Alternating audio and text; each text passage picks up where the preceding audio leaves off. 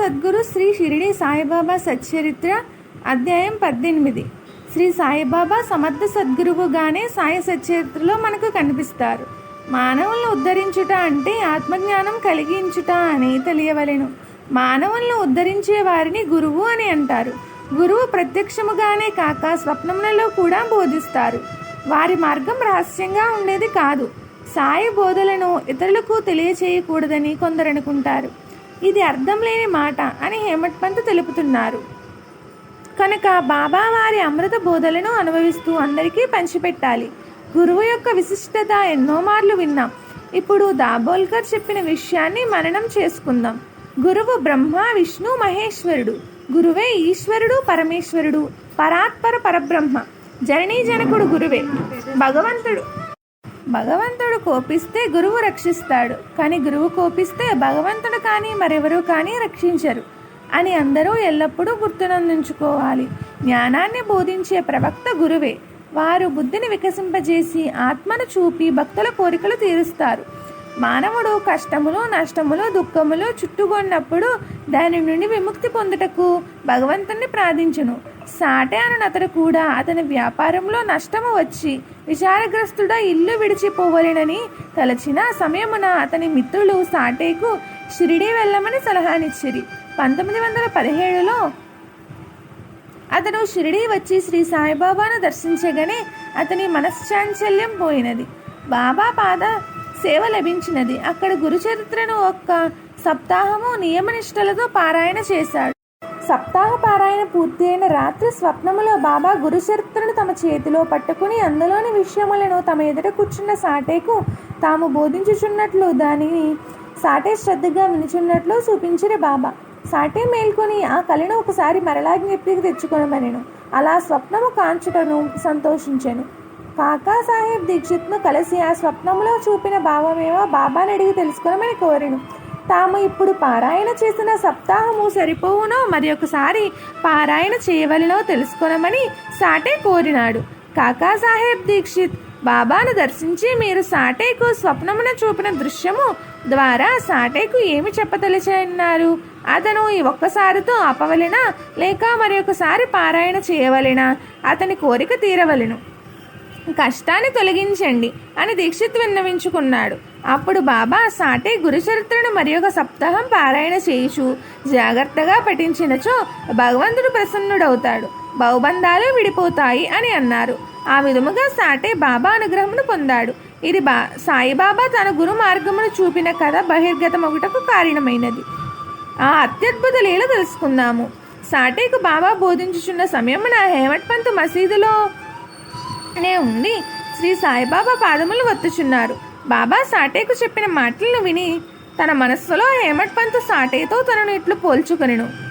నేను 40 సంవత్సరముల నుండి గురుచరిత్రను పారాయణ చేయుచున్నాను, కానీ నాకు ఫలితము కలగలేదే. సాటే ఒక్క వారం మాత్రము పారాయణ చేసి ఫలితం పొందను కదా. ఒక్క 7 దినములు మాత్రమే సాటే ఇచ్చట నివసించాను. నేను 7 సంవత్సరముల నుండి ఇచ్చటనే ఉన్నాను, నాకు ఫలితము రాలేదే. చాతక పక్షి మేఘము నుండి నీటి బిందువు పరుడకై వేచి ఉన్నట్లు నేను 7 సంవత్సరముల నుండి నాపై బాబా దయామృతము కురిపింతురని వేచి ఉన్నానే అని ఆలోచన అతని మనస్సును మొదలైనది. బాబా నుండి ఫలితం పొందుటకు భక్తి ప్రేమ ఓర్పు విశ్వాసములే కొలమానములు. ఫలితం పొందుటకు వారు శ్రీ సాయిబాబాను ఆశ్రయించు విధానమును బట్టి ఉండునని అందురు. వాటిని కొలమానము వారు ఆశ్రయించు విధానములోని భక్తి ప్రేమలు శ్రద్ధ ఓర్పులపై ఆధారపడి ఉండును. బాబా మార్గంలో ఇంకనూ హేమట్ పంత్లో పరివర్తన తెచ్చుట అవసరము. అదేనూ కాక తాను రాధాబాయికి చెప్పిన బోధ సచ్చరిత్రలో వ్రాసి వెలుగులోనికి తెప్పించుట అవసరము. అందుకు బాబా అతని మనస్సును చాంచల్యమునకు గురి చేసిరని తలచవచ్చు. సర్వజ్ఞుడైన బాబా హేమట్ పంత్తో ఇట్లు చెప్పిరి, నీవు లేచి శ్యామ వద్దకు వెళ్ళి అతని వద్ద నుంచి 15 రూపాయలు దక్షిణ తీసుకుని కొంత సమయమును అతనితో మాట్లాడి రమ్ము అని చెప్పిరి. హేమట్ పంత్ శ్యామ వద్దకు వెళ్ళాను. ఆ సమయంలో శ్యామ స్నానము చేసి దోవతే కట్టుకొని చుండెను. అతను హేమట్ పంత్ వద్దకు వచ్చి మీరు చికాకుగా ఉన్నట్లున్నారేమిటి అని అడిగి నేను పూజ ముగించుకుని వచ్చే వరకు విశ్రాంతి తీసుకున్నామని చెప్పి లోనికి వెళ్ళాను. హేమట్ పంత్ వసారాలో కూర్చునేను. పక్కనే ఉన్న కిటికీలో ఏకనాథ భాగవతం ఉండెను. హేమట్ పంత్ తాను ప్రతిరోజు ఆ గ్రంథమును చదువువాడు. ఆ రోజు దాన్ని చదవకనే మసీదుకు వచ్చాను. కిటికీలో నుండి ఏకనాథ భాగవతమును తీసుకుని తన నిత్య పారాయణ పూర్తి చేశాను. ఇచ్చట గమనించవలసింది ఏమనగా, మనకు తెలియనిది పరిమితే, పరమాత్మకు తెలియనిది అపరిమితం కదా, అనగా అనంతం. తనను పారాయణ చేయుటకు పంపిననుకొనెను. కానీ తమ గురు విధానమును తెలుపటకని, తమ మనశ్శాంతిని పొందుటకని గ్రహించలేకపోయాను. ఇంతలో శ్యామ పూజను ముగించుకుని రాగా శ్యామ హేమట్ పంతు కూర్చుని సంభాషణలోకి దిగిరి. బాబా మీ నుండి 15 రూపాయలు దక్షిణ తెమ్మనిరని చెప్ప, నా చెంత ధనము లేదని తన 15 సాష్టాంగ నమస్కారములను ధనమునకు బదులు దక్షిణగా సమర్పింపుమని చెప్పాను. మన పాపములు నశింపజేసరి బాబా లీలలు కథలను చెప్పుమని శ్యామని అడిగాను. శ్యామ లోనికి వెళ్ళి దుస్తులు ధరించి వచ్చినాడు. బాబాయే కథలను మీకు ఎందుకు చెప్పరాదు? జానపదుడైన నా వద్దకు పండితుడవైన నిన్ను ఎలా పంపవలను? బాబా మార్గం ఊహించరానిది, మన ఊహల కన్ననిది. అందువల్ల బాబా చేయనవి మానవుల చేష్టలు కావు అని చెప్పగలను అని శ్యామ అనిరి. మరలా శ్యామ, నాకు ఒక కథ జ్ఞాపకమునకు వచ్చుచున్నది, దానిని నేను నీకు చెప్పేదను. ఈ కథ నాకు స్వయముగా తెలియను. భక్తుడు ఎంతగానో నిశ్చయముతో పట్టుదలతో నుండునో బాబా వానికి అంత త్వరగా సహాయపడును. ఒక్కొక్కప్పుడు బాబా కఠిన పరీక్షలు చేసిన పిమ్మట వారికి ఉపదేశం ఇచ్చును అని హేమట్ పంతుకు చెప్పిరి. ఉపదేశం అనగా చెవిలో మంత్రోపదేశం అని భావించరాదు. ఉపదేశము అనగా నిర్దేశ్యము లేక బోధ మాత్రమే.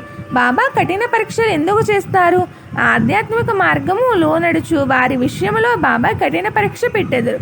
శ్యామ చెప్పిన దాన్ని భక్తులు చేయుదాన్ని బట్టే బాబా నుండి ఫలము లభించును. ఉపదేశము అన్నమాట వినటతోననే సాటి గురుక్షేత్ర పారాయణ చేసిన విషయము బాబా పాదము వత్తుచున్నప్పుడు తనకు కలిగిన చాంచల్యమునకు పోగొట్టుకునేటకు బాబా ఇచ్చటికి పంపి ఉండిరని గ్రహించి శ్యామ చెప్పదలిచిన కథను శ్రద్ధగా వినటకు హేమట్ పంతు సిద్ధమయ్యాను. శ్యామ ఆ కథను చెప్పుట ప్రారంభించినాడు.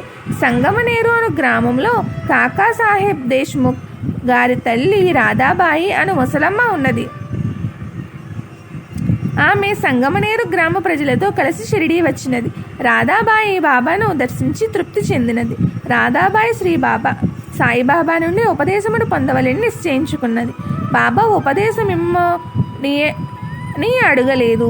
తన బసలోనే కూర్చొని ఎక్కడికి వెళ్ళనని, బాబా ఉపదేశము చేయ వరకు అన్న పానీయాలు ముట్టనని వాటిని తీసుకొనకుండా దీక్షతో కూర్చున్నది. అలా ఆమె రాత్రింబవళ్ళు 3 రోజులు ఉపవాసముతో ఉన్నది. ఆమె అలసిపోయి నీరసించినది.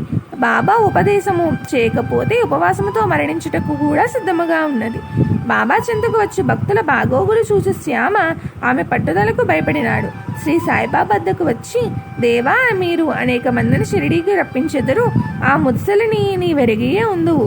ఆమె నీపైననే ఆధారపడి ఉన్నది. నీవు ఆమెను అనుగ్రహించి ఉపదేశమును ఇచ్చు వరకు తన నిరాహార దీక్షను మానదు. ఆమె ఉపదేశం ఇవ్వనిచో చచ్చు వరకు ఉపవసించుటకు నిశ్చయించుకున్నది. ఆమెకు ఏమైనా హాని జరిగినచో ప్రజలు మిమ్ము నిందించెదరు. ఆమెకు మీరు తగిన ఆదేశం ఇవ్వనందున ఆమె చనిపోయిందని లోకులు అనెదరు. కనుక ఆమెపై కరుణ చూపి ఆశీర్వదించి ఆమెకు దారి చూపుము అని శ్యామ విన్నవించెను. బాబా సర్వాంతర్యామి. వారికి ఆమె చే ఉపవాస దీక్ష తెలియదా? బాబాకు తెలియనిదేమీ ఉండదని అందరికీ తెలిసినది. ఈ లీల నుండి అద్భుతమైన సందేశం తెలుపుటకు ఇదంతయు బాబా ఏర్పాటే. మిగిలిన కథను వచ్చే అధ్యాయంలో తెలుసుకుందాము. ఓం శ్రీ సాయి గురువే నమః. 18వ అధ్యాయం సమాప్తం.